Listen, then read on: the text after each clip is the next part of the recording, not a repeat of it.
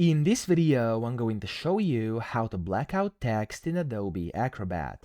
Now, the first thing you want to do, you want to open your document, then you want to go to Search Tools, top right, and you want to type in redact, okay? Like this. Then you want to click on redact text and images. And then from here to actually black out, you want to first click on this arrow down, and you want to click on properties.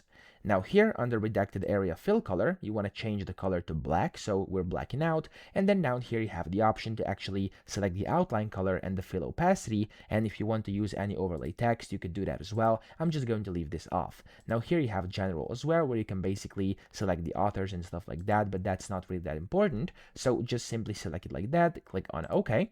By default, it should be already on the black color, but in case somebody actually changed these properties, then it may be on a different color over here.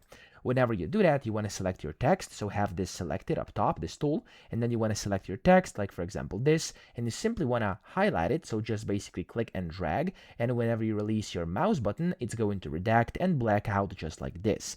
Now you could also do it with areas, you don't have to go over text, like for example, if I drag a rectangle around that, it's also going to redact that specific text and kind of make it black out. Now to actually, of course, accept these changes, this is just like a kind of a preview of what you're blacking out. You can click on the apply button top right, and those things are going to be permanently removed. As it says over here, this will permanently remove marked content. So that's how you black out. I hope this video helped you out. If it did, please subscribe to the channel and help me out as well.